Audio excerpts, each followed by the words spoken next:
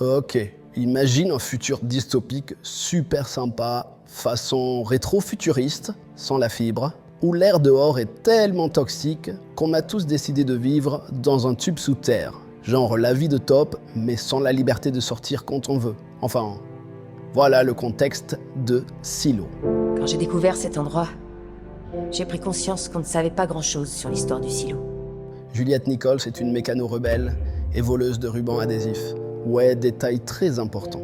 Elle n'a peur de rien, sauf peut-être de l'eau. Elle aime être dans le bas du silo, où il fait sombre, sale, et où ça sent probablement un peu la chaussette oubliée. Qu'est-ce qui te fait sourire? Juliette a une relation avec George Wilkins, un explorateur curieux du silo. Il interroge les grandes questions, des questions illégales. La curiosité, un crime. Pourquoi sont-ils coincés ici? Qu'est-ce qui se passe vraiment dehors? Juliette a trouvé une caverne, où est laissée à l'abandon la machine qui a construit le silo. Un lieu qu'elle partage avec George et devient leur refuge secret, où ils passent du temps ensemble. Leur relation est clandestine, car dans le silo, tout doit être réglementé, même l'amour. En fait, George préfère garder Juliette à l'écart de ses découvertes pour la protéger. Ici, il cache plein d'objets de l'ancien monde, dont un disque dur, classé relique de niveau rouge.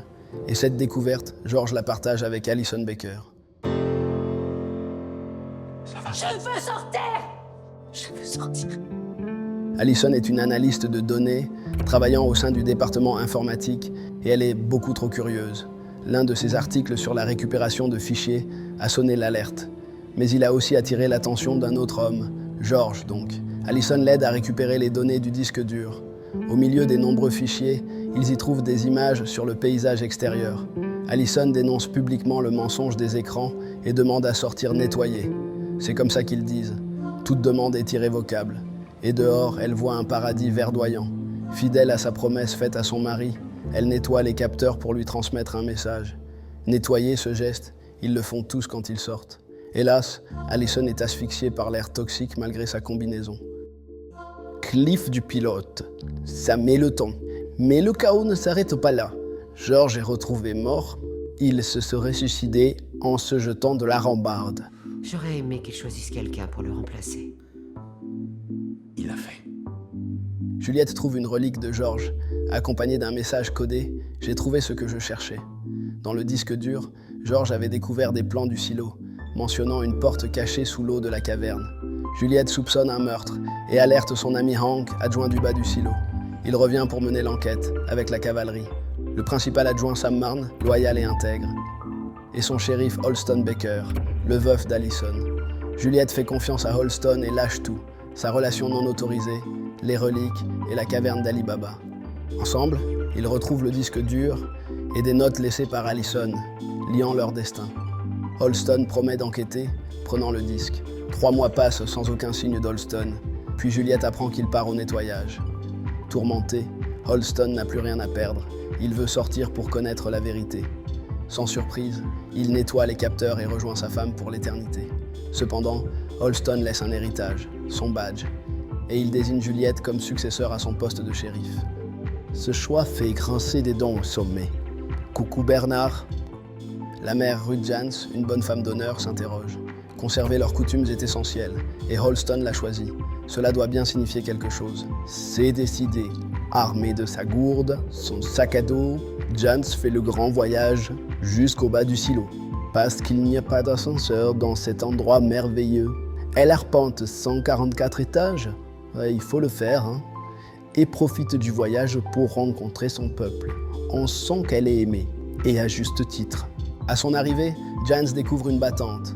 Juliette sauve le silo en réparant une panne critique sur le générateur. Cet exploit montre une capacité à agir sous pression. Bon, vous imaginez bien que c'est assez inhabituel qu'une personne née au milieu et dont le père est médecin aille travailler aux machines. Pour comprendre la force de Juliette, remontons dans son passé. Juliette a perdu son petit frère Jacob quand elle avait 13 ans. Il souffrait d'une maladie respiratoire, nécessitant une assistance constante. Malheureusement, lors d'une urgence, son appareil a cessé de fonctionner, entraînant son décès.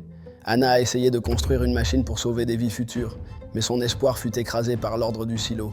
Elle a mis fin à ses jours suite à ça. Ces tragédies ont profondément marqué Juliette et ont contribué à son choix de travailler dans la mécanique.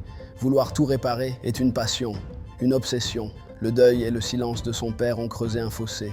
Alors, elle a coupé les ponts et a su trouver son chemin vers le bas du silo, par ses propres moyens. Retour au présent, Juliette a d'abord envie de décliner l'offre de Jance, mais elle finit par la considérer, poussée par le signe de Holston qu'elle attendait, la vérité. C'est ainsi que Juliette accepte le poste de shérif, dans l'espoir de résoudre le meurtre de George. Je vais en profiter et ouvrir une enquête qui me permettra de comprendre ce qui est arrivé à George. Juliette emménage chez Holston, où elle cherche le dossier de George et le disque dur. Rien. Ned. Juste un mot pour mettre les fleurs dans le vase. Plus tard, elle découvre le dossier dans la ventilation, mais rien de révélateur. Sa promotion est marquée par un double meurtre, Sam assassiné et Jance empoisonné. Bernard Holland, directeur informatique jouant un rôle clé dans la vie du silo, devient maire en attendant de nouvelles élections. C'est le genre de type qui a ce sourire tout en vidant ton compte en banque, ou ici le stock d'alcool de feu Jance. Juliette enquête sur le double meurtre et découvre que les judiciaires veulent accuser un innocent. Elle tend un piège au véritable meurtrier, Douglas Trimble, qui tente de la jeter par-dessus la rambarde. Encore cette rambarde. Des résidents la sauvent et Trumbull s'échappe, mais il est plus tard retrouvé mort, officiellement suicidé. Enfin, la juge Meadows classe l'affaire. Mouais. Non, je me contenterai pas du pigeon que vous servira le judiciaire. Je parle de celui qui a vraiment fait ça. Pourquoi le judiciaire me servirait un pigeon? Parce que le juge Meadows, on n'a rien à foutre de la vérité. Meadows sait beaucoup de choses, mais n'est qu'une figure de proue, maintenue sous silence par des privilèges. En vrai, celui qui tire les ficelles, c'est le mec là, avec la veste en cuir, Robert Sims. Il s'est débarrassé de Trumbull après avoir foiré son coup contre Juliette. Mais les gars, vous avez un problème avec les rambardes? Sims est le chef de la sécurité et se prend pour le Don Corleone du silo. Et il y a Paul, qui remplace Marne. Paul Billings, lui, voulait juste une vie tranquille. Marié, un enfant, un boulot confortable au judiciaire et un rêve de devenir shérif. Sauf que Juliette lui a grillé la place. Maintenant, il est adjoint sous elle. Entre eux, c'est tolérance sans confiance. Paul découvre vite qu'elle enquête sur la mort de George, mais il garde le secret. Juliette tient un dossier compromettant sur lui. Le syndrome, un trouble neurodégénératif, ce qui pourrait lui coûter son poste. Et ça, même Sims n'est pas au courant. Sinon, il ne l'utiliserait pas comme un pion bien docile qu'il a placé là, à un poste stratégique. Ouais, Paul est le gentil garçon, super à cheval sur le pacte, une sorte de bible des lois du silo. Contrairement à Juliette qui n'en a rien à faire, sauf quand ça l'arrange. Je crois que, parfois, il vaut mieux que certains mystères ne soient pas résolus.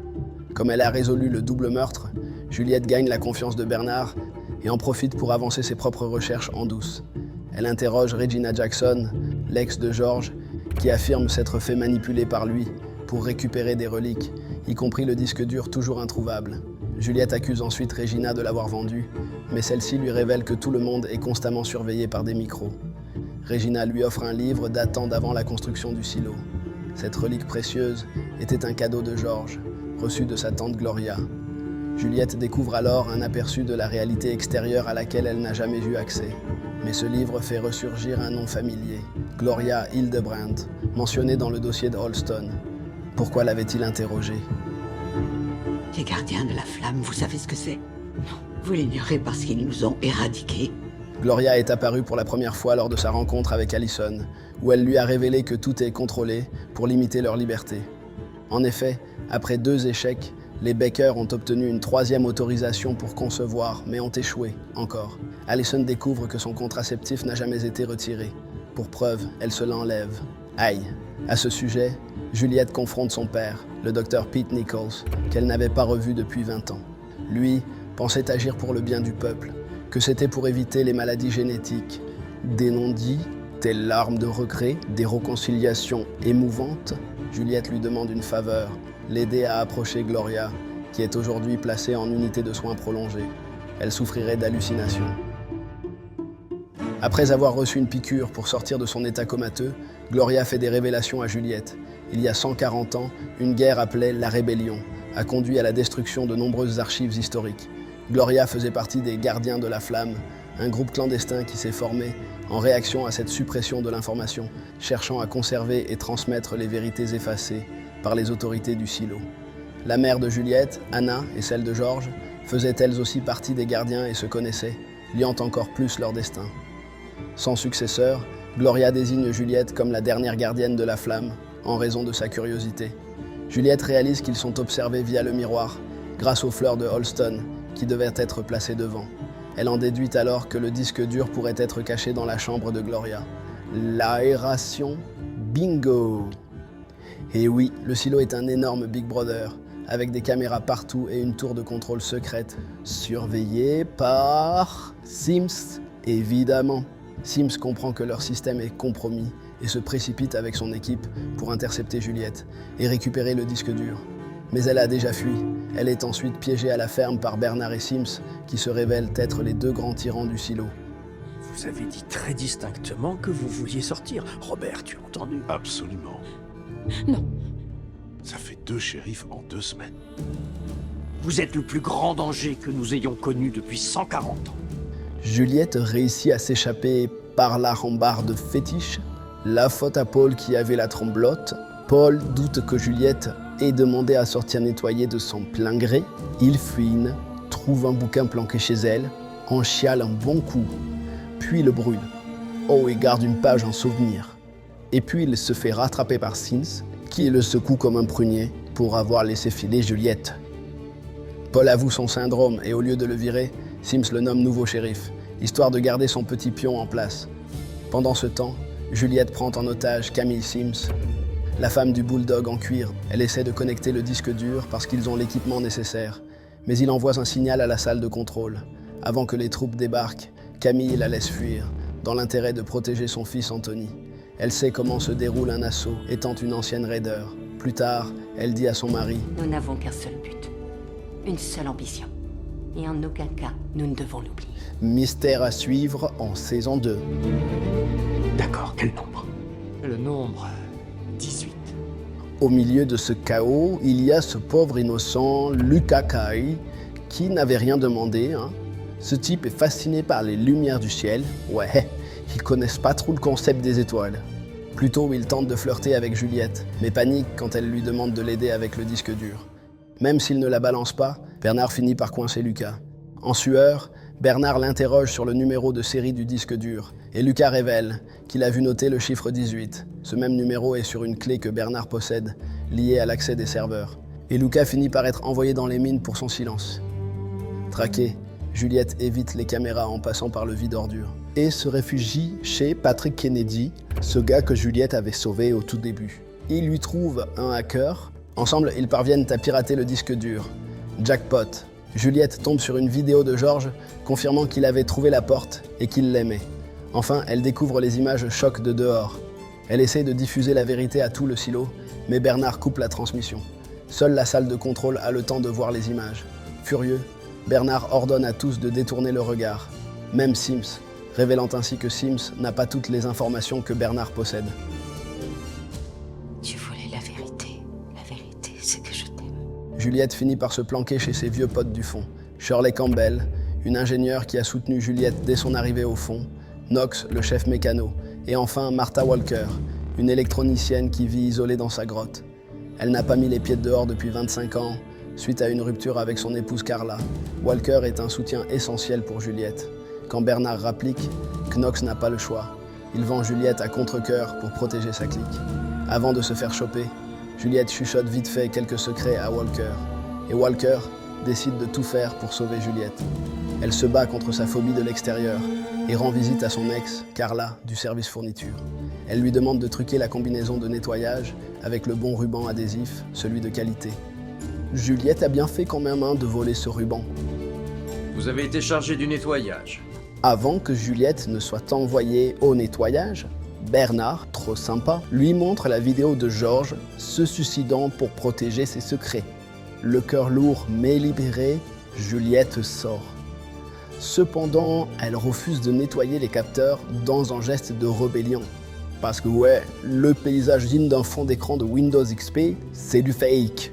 Une simulation qu'elle comprend très vite. Et grâce au bon ruban, Juliette survit et découvre d'autres silos qui l'entourent, ainsi qu'une ville très au loin. Allons-nous découvrir un monde déserté ou des silos en activité? Comme dit si bien notre bon vieux Bernard. Les fondateurs ont choisi de laisser planer certains mystères. Ou ici, merci aux scénaristes de nous laisser sur cette fin de fou.